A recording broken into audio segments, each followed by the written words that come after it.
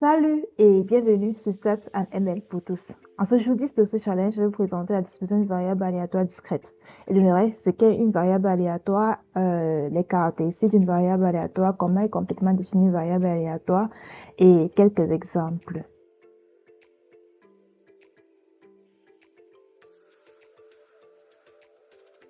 Une variable aléatoire est une fonction définie de l'univers oméga dans R, c'est-à-dire l'univers oméga, comme on se rappelle, c'est l'ensemble des éléments élémentaires d'une variable, c'est-à-dire l'ensemble des éléments, l'ensemble des valeurs que peut prendre une variable.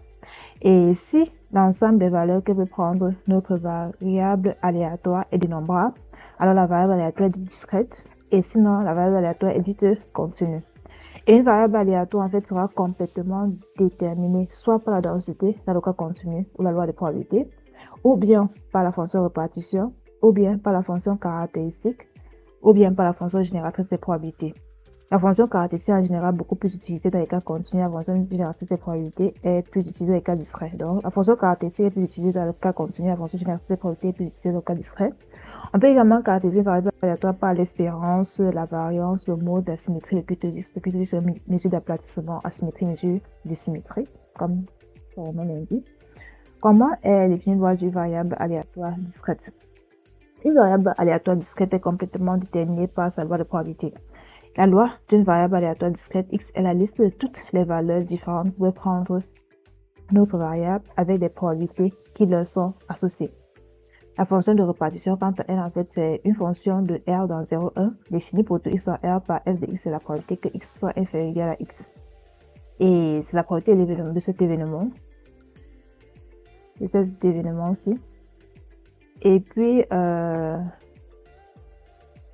on peut également avoir l'effet de variance et l'espérance et variance. L'espérance est définie de cette façon. C'était juste pour un petit rappel pour ceux qui auraient oublié la définition de l'espérance d'une variable aléatoire. La première définition qui est associée, c'est celle-ci. Et parce qu'on est dans le cas du nombre, c'est ça. Et la variance de x, c'est l'espérance de x carré moins espérance de x au carré. Et quand tu sais calculer l'espérance, tu connais calculer l'espérance de x au carré. Et je mets ce petit rappel. Pour toute fonction g, l'espérance de g de x, c'est la somme de k de g de x, probabilité de 30x égale à k. Quelques exemples. Je commence par la loi de Bernoulli, la plus connue. La loi de Bernoulli, en fait, ça va penser loi de Bernoulli lorsqu'on a une expérience qui a deux issues possibles. Ça peut être, ici, je les ai notées par 0 et 1. Par exemple, lancer un dé, lancer une pièce, obtenir pile de face, exclure aussi la variable aléatoire, par exemple, une expérience en défaut ou pas défaut en banque, dans le secteur bancaire. Et aussi, succès d'un traitement ou échec d'un traitement, ou bien médicament efficace ou non efficace. En fait, on va penser à une loi de Bernoulli lorsqu'on a une expérience qui a deux issues possibles. Ici, je les ai notés par 0 et 1. Une loi de Bernoulli est complètement déterminée par donner la probabilité d'un succès, 1 ici, la probabilité que quand il sera dans la valeur 1. Et l'univers, on a dit 0, 1, c'est deux éléments, 0, 1. Et la probabilité x égale à 1, c'est P. Et vu que P, c'est une probabilité, alors la probabilité x égale à 0, c'est 1 moins la probabilité de x égale à 1 qui donne 1 moins P. Et l'espérance de x est définie de cette façon. La somme de k, k probabilité x égale à k, on sait que k prend des valeurs 0 et 1, c'est-à-dire pour toute valeur supérieure égale à, strictement supérieure à 1, la probabilité x égale à k donne 0. Ce qui fait que c'est ceci qui donne P. Et la variance de x est définie de cette façon. Et vu que si x est une variable aléatoire qui a deux valeurs 0 et 1, alors le carré suit également une variable aléatoire qui prend des valeurs 0 et 1. Donc x est carré, x c'est encore la même variable. La variance de x est espérance de x moins espérance de x au carré qui donne p moins p au carré, qui donne p facteur de 1 moins p. Donc, pour loi de Bernoulli, sera pensé lorsqu'on a une expérience qui peut prendre deux issues possibles, 0 et 1. Et la loi de probabilité est complètement déterminée par la probabilité de x égale à 1. Ce que tu auras défini comme succès. Et l'espérance de x, c'est cette probabilité. Et la variance, c'est p par 1 moins p. Alors, le binomial sera pensé lorsque tu modélises un nombre de succès lors d'une répétition à une épreuve de Bernoulli. Donc, là, la loi binomiale, c'est encore ça. X égale à somme de xk. Je vais écrire ça comme ça.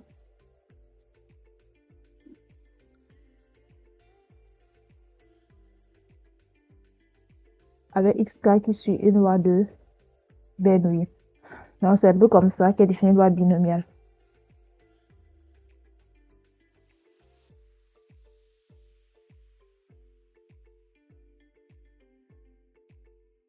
C'est pas ce que je suis en train de faire pour ça. Avec xk qui suit une loi de Bernoulli. Et la loi de probabilité est complètement déterminée par n épée, le nombre d'épreuves de Bernoulli que l'on veut faire, et puis ce qu'on aura appelé succès. Et vu qu'on cherche le nombre de succès dans une répétition de n épreuves de Bernoulli, et qu'une preuve vient prendre deux valeurs 0, 1, alors l'univers ici c'est quoi? C'est 0, 1, 2, n. On peut avoir n plus 1 valeurs possibles. On peut avoir n plus 1 valeurs possibles. Et l'espérance de x est définie de cette façon, c'est np. En faisant ce calcul, on aura np. Et la variance de x est n facteur de p, 1 moins p. np, 1 moins p. Donc, c'est ça, la loi binomiale. La loi binomiale sera pensée lorsqu'on a une somme de variables de Bernoulli, de variables indépendantes de Bernoulli.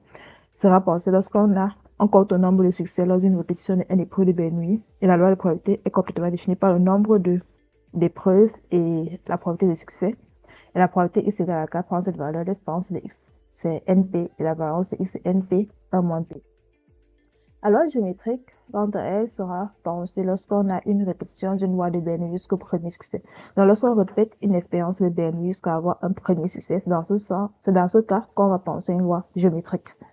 Et la loi de géométrique, vu qu'on répète une loi de Bernoulli de façon indépendante jusqu'à avoir un premier succès, on peut déterminer de façon, en fait, jusqu'à 1 milliard, jusqu'à, donc, K est dans N là.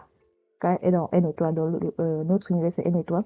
Et la probabilité ici égale à K, c'est ceci parce qu'on a le succès une seule fois et K moins 1 échec. C'est un peu comme ça qu'on peut le voir pour retenir. Et l'espérance de X est 1 sur P, la variance de X 1 moins P sur P carré.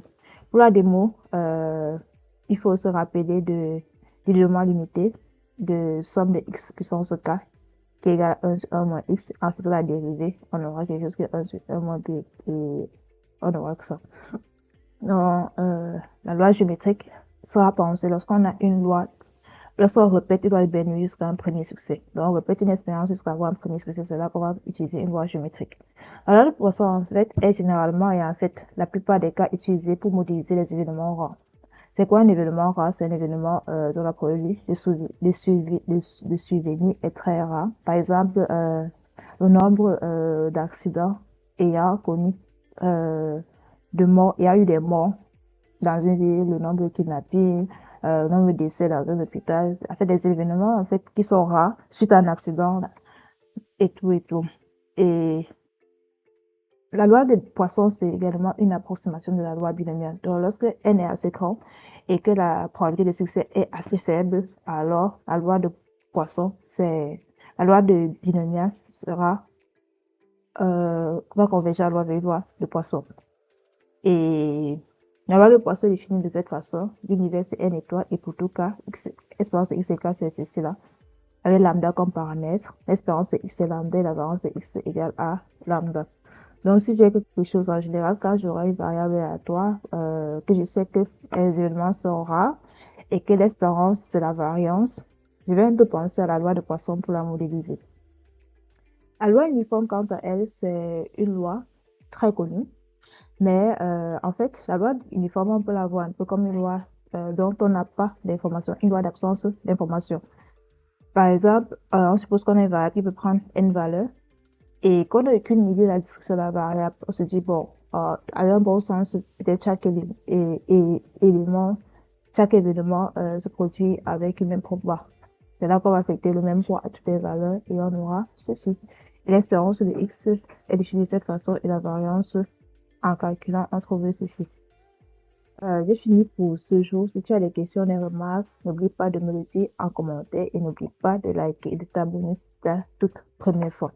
Et aussi, pour ceux qui aimeraient le savoir, demain, on va revenir sur la loi des variables, mais cette fois continue.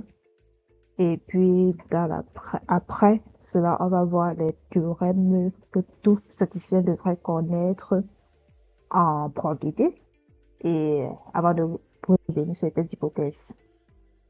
Au revoir.